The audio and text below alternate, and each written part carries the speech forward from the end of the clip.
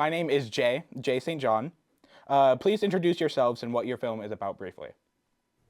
I'm Julia Samuel, and I'm a junior and I go to South.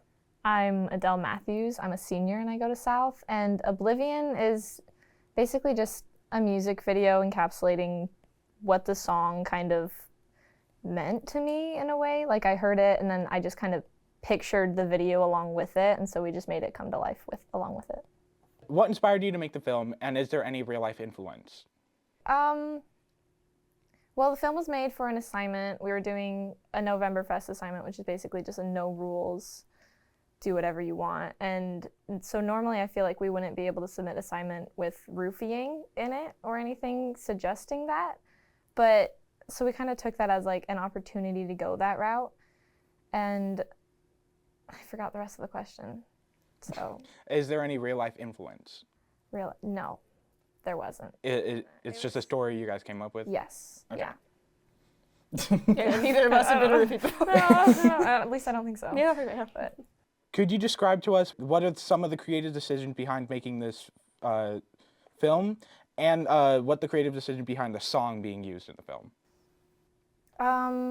we were focusing a lot on the technical aspects in this one. Like we did a lot of in-camera transitions and special effects in there. Like we did a lot of match cuts. We had a master shot. We did a lot with lights and lighting. A lot of lighting. In the party scene, we had lights going all around to like make the blur effect. We had a very loud generator on set with us. Oh.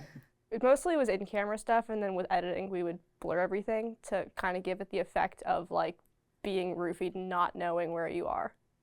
Yeah. Kind of a state of oblivion. Yeah. And then the creative decision behind using the song. Is the film directly based on the song, or did you guys find the song after making the film? The film was from the song. So I was just like listening to music one day and it popped up on my Spotify and I just pictured the video along with the song. And obviously it's not exactly what I pictured, but it's pretty spot on what I saw when I listened to it. Could you talk about your collaborative process? How difficult was it to mix your guys' responsibilities to split the writing and the directing? I had a really hard time with it, actually. I am kind of a control freak in a way, and so I wrote the script and I was kind of directing it and acting in it too. And so, but then I also had written it, and so it was like my baby, and I was like, I don't want them to get the shot wrong and I don't want them to do the audio wrong or whatever. But Julia has been a cinematographer in a lot of my films, so Yeah, because you tend to act and direct in a lot of them. I act and direct a lot, so she So can't you can't got really the- be on film, so I have to be. You're the Director person of behind the camera, yeah. basically. Yeah. yes, yeah. And the one transition between the car and the party scene, Okay. where you tilt your head down, yes, yeah. Was that your decision or was that Julia's? That was me. and then I filmed it. Yeah.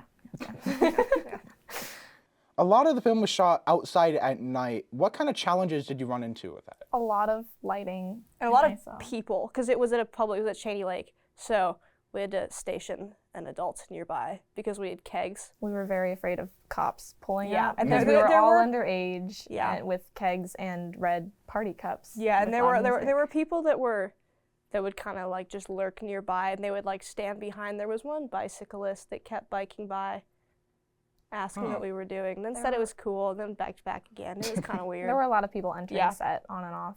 Yeah. And then the lighting was a big problem. Yeah, and the camera. Were all the people in the background of your film all of your friends? Yeah.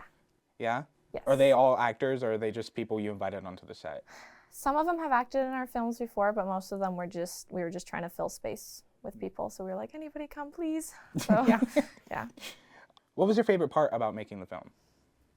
I And this could be a question I like for the both of party you. scene. feel like it was the party scene, Party scene was because really it cool. was like, we set it up and it was really fun to set up because those were our friends that were the acting in it. Yeah, they are. So we were just And we like didn't pretend like it normally- is a party, just like a really Yeah, small, sad and so party. we and we're- basically just had a party and then had a camera there with us filming for half the time too. So It does sound like a really fun time. it was a really fun set, yeah.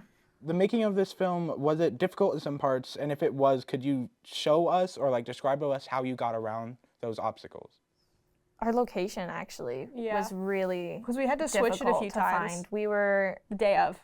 We needed a public spot that we could have a fire at, and then also set up lights at. And we had debated having it in a forest and stringing lights through the trees. And so somebody texted us about a place up in Bear Valley, and so we drove like 10 miles, I think. And it ended up being private property, and there were people on it. So a big process, and we decided the set location 30 minutes before people had to show up for set. Yeah. That's so that was probably the worst. But then it ended up working. And then, well, a lot of people didn't end up showing. We thought there would be a lot more people there. It was getting people to actually be there on set was really difficult because it was kind of short notice. Yeah. And We needed, like, we originally wanted, like, a big party scene. And it does not. It was, like, 7 people. But it worked. Nice. Who is Fitzgerald? Fitzgerald, okay, so we're from South, and South Media goes on a trip to live stream Iron Dog every year. And so last year, Julia and I were on the Iron Dog team. We went on a little side quest to a little gift shop. And we found a goose a in stuffed there, goose. and we bought it, and we're like, this is amazing, this is our new mascot. $20 goose. And we brought it back to set with us, and we were like, this is Fitzgerald, and he sat on our nest of transmitters on top of our BART. But then we had to move him because then the transmitter started heating up and Fitzgerald's butt almost caught fire. We were a little bit worried that would happen. And now he comes with us everywhere on every live streaming trip, but then we started incorporating him into all of our videos. Everything. And how long ago did you guys get Fitzgerald? Last February. year. In February. Almost a year ago. Yeah. And since then, it's almost everywhere. a year anniversary of Fitzgerald's adoption. He's been to Valdez, he's been to Nome, he's been here. He went to Polar Plunge. He went to Polar Plunge. Dang, He goes he went over, on some vacations. He goes with people during breaks. Yeah. Yeah. That goose has been to more places than I have. Yeah. Probably has. The film ends on a bit of a cliffhanger for the character. Could you talk about the decision to end the film the way you guys did?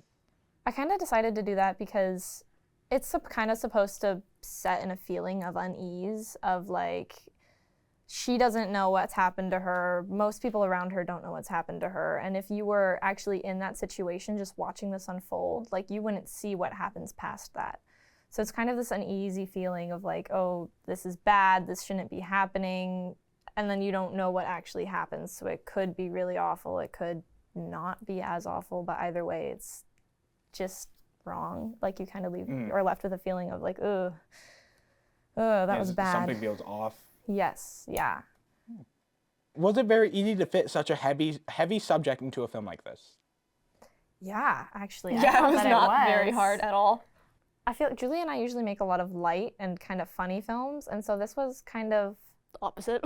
opposite of that, but I was expecting it to be harder than it was. We were kind of like, oh yeah, just like take her away and drag her away, and no. I think that's kind of scary that it was that easy, because it's like, oh, so that is like that common, and we see it that often, that it is not hard to portray. Yeah, because it was really easy in a fake setting to like make it seem like real and realistic.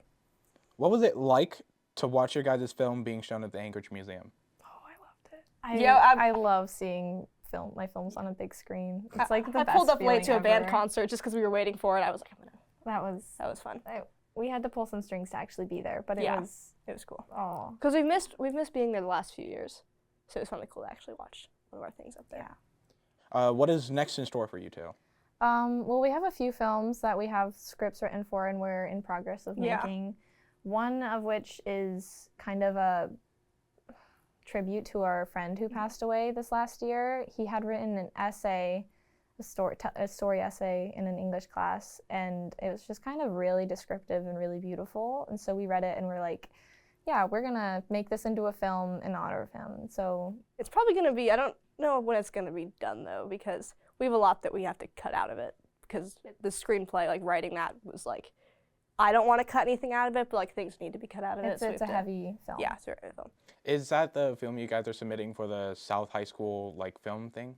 For video awards. We want to, yeah. We want to. We want to have it done. Yeah, we want to have it done by then. Well, we have a couple others ideas in store. Have you guys been in the South film class? Like, how many semesters have you taken, basically? Every semester we've been all there. of them. Yeah. We're actually right now in that class twice right now. We have it in our schedules twice. Yeah. What? That's crazy. Yeah. We actually we skipped both the skipped first the first level class and went straight to the second level. So yeah. It's nice. I have one last question, and there's kind of a joke, but what is your guys' favorite fast food place? Fast food? Canes. Canes. Canes. Canes. We went to Canes before this. Yeah, we pulled up Yeah. with canes. Yeah. I'm more of a Subway person. Well, yeah. I can only eat Subway after ski races. I got Subway last week, and I got a footlong, and they didn't cut the footlong, and it was really weird. Sponsored Canes and Canes, Subway. Please. Sponsor us. Please sponsor our films. Great things coming.